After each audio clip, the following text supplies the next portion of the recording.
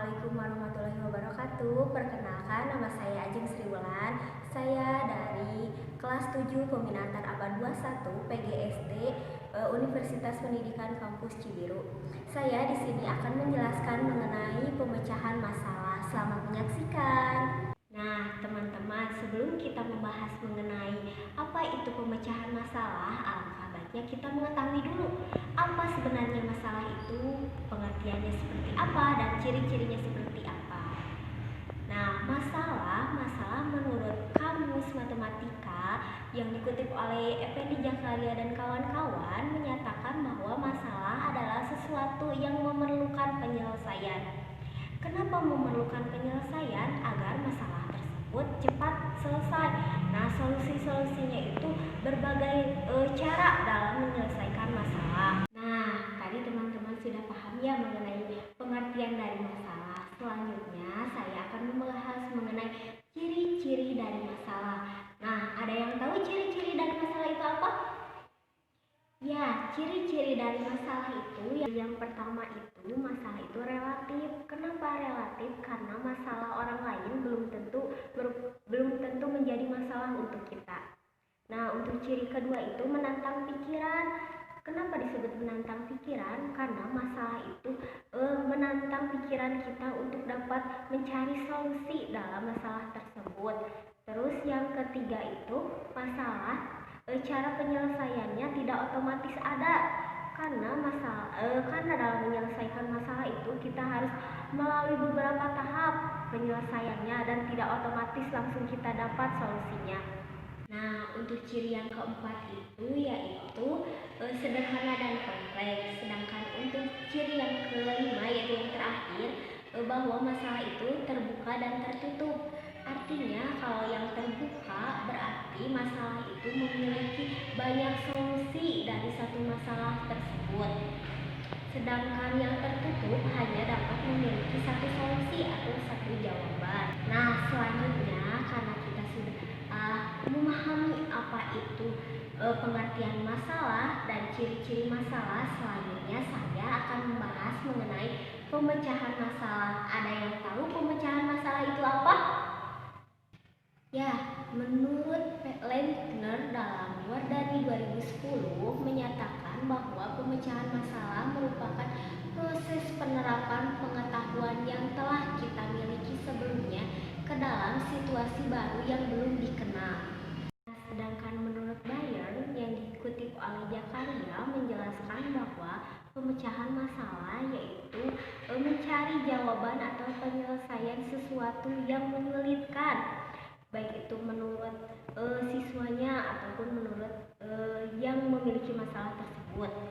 Nah, dalam proses pemecahan masalah terdapat berbagai jenis proses keterampilan yang dapat dikembangkan oleh kita, seperti keterampilan berpikir kritis, kreatif, inovatif, terus reflektif, dan lain sebagainya. Nah, sekarang bagaimana langkah kita dalam memecahkan masalah?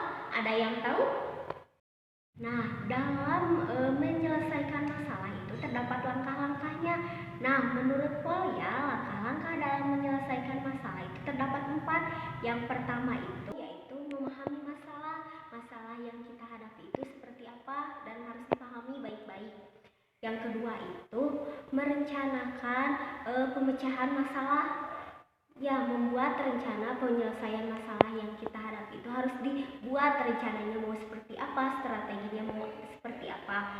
Terus yang ketiga itu melaksanakan rencana pemecahan masalah. Nah, setelah membuat rencana itu kita harus melaksanakan rencana apa yang akan kita buat itu harus terlaksana dengan baik. Terus yang keempat itu memeriksa kembali proses dan hasil yang telah kita dapatkan dari penyelesaian masalah tersebut, apakah sudah sesuai atau belum. Nah, setelah langkah-langkah tersebut kita jalankan, kita harus tahu cara-cara menyelesaikan masalah itu seperti apa. Ada yang tahu? Cara dalam menyelesaikan masalah, misal kita bermasalah terhadap soal, maka langkah yang pertama itu kita baca dulu soalnya, terus identifikasi identifikasi informasi-informasi apa yang terkandung di dalamnya. Yang penting untuk kita pahami, terus kita pahami dulu masalah yang terjadi itu seperti apa, masalah yang ada dalam soal itu seperti apa.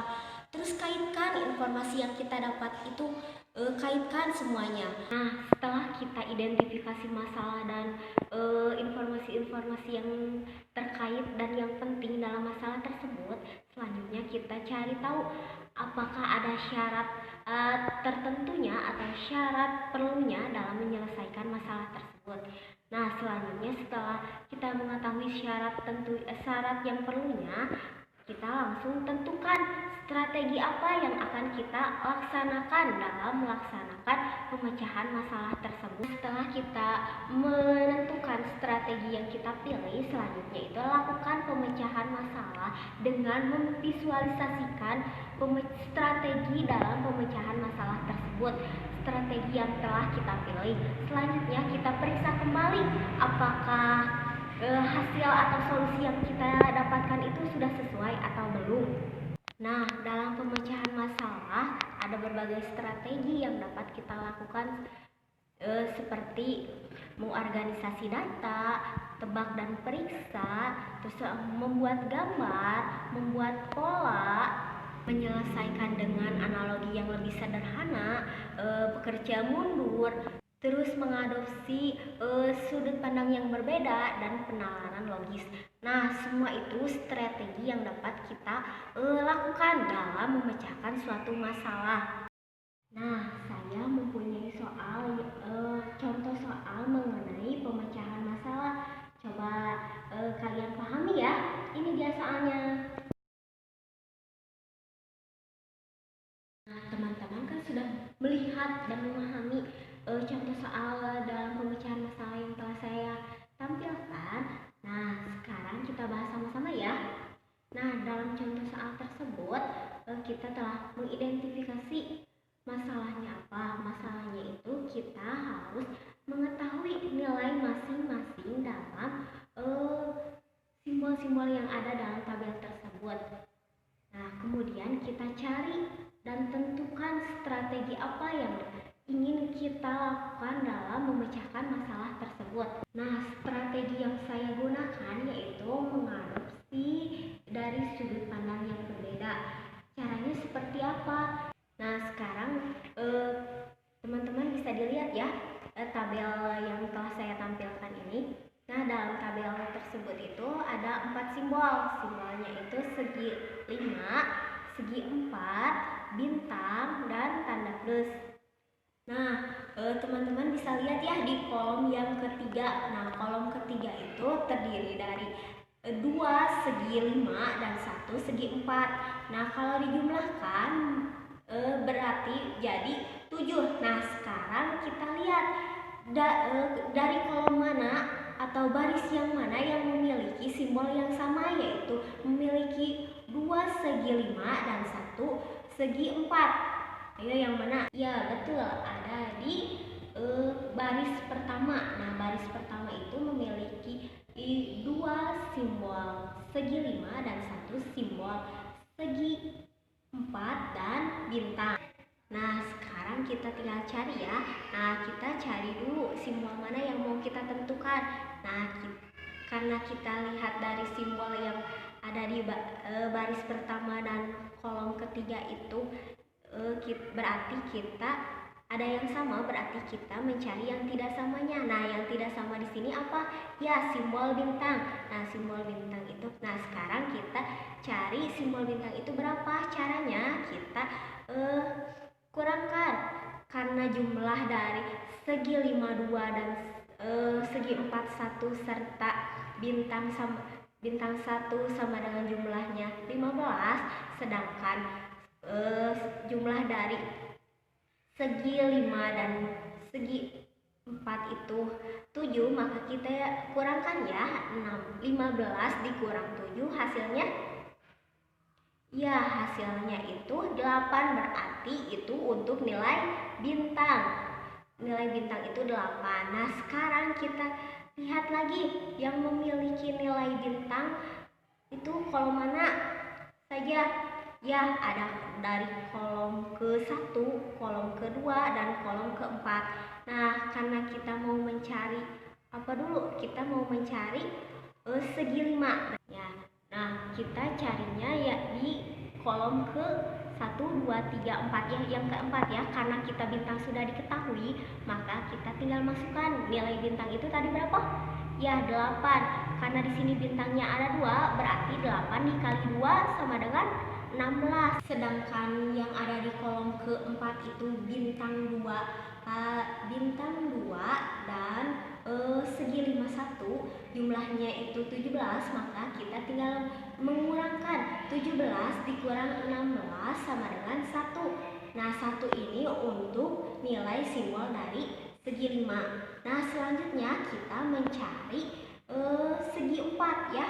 Nah, untuk mencari segi 4, kita lihat ke kolom yang ketiga. Kolom yang ketiga itu ada segi 5, 2, dan segi 4, 1. Nah, tadi segi 5 sudah kita ketahui ya. Jumlahnya itu, nilainya itu berapa? 1. Berarti karena di sini segi 5-nya ada 2, 1 ditambah 1 sama dengan 2. Nah, 2 karena segi 5-nya sudah diketahui, berarti 2 jumlah dari sananya, kita tinggal mengurangkan jumlah kolomnya itu 7 dikurang 2 sama dengan 5. Nah, 5 itu untuk nilai simbol untuk segi 4. Nah, sekarang kita cari untuk simbol plus. Nah, untuk simbol plus ini kita lihat ke baris yang ketiga. Nah, baris yang ketiga itu terdapat 2 simbol segi 4 dan 1 simbol plus.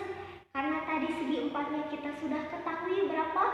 5, berarti di sini 5 dikali 2 berarti 10. Nah, 10 ditambah plus, ditambah simbol plus, hasilnya itu 16. Jadi kita bisa mengurangkan 16 dikurang 10, hasilnya 6. Ya, berarti simbol plus itu memiliki nilai 6. Nah, sekarang kita sudah mengetahui ya nilai-nilai dari simbol tersebut. Tadi itu simbol segi 5 itu memiliki nilai 1. Terus simbol bintang itu memiliki nilai 8. Terus simbol dari segi 4 itu memiliki nilai 5. Nah, dan simbol yang terakhir itu simbol plus memiliki nilai 6. Seperti itu cara untuk memecahkan masalah dengan menggunakan strategi mengadopsi dari sudut pandang yang berbeda. Nah, apakah kalian sudah paham, teman-teman? Ya. Nah, agar proses pemecahan masalah kita itu sukses, berjalan dengan sukses, ada beberapa faktor yang harus kita pahami dan ketahui. Faktor yang pertama itu pengetahuan, yang kedua itu kepercayaan dan pengaruh, terus yang ketiga itu yaitu kontrol atau pengendalian, terus yang terakhir itu sosial kultural. Nah, teman-teman, sekian ya penjelasan dari materi mengenai pemecahan masalah yang telah saya sampaikan. Mohon maaf apabila banyak kekurangan dalam berucap ataupun dalam berkata-kata. Saya sepenuhnya itu salah saya. Nah, teman-teman, terima kasih ya telah menyaksikan video ini. Semoga bermanfaat. Wassalamualaikum warahmatullahi wabarakatuh.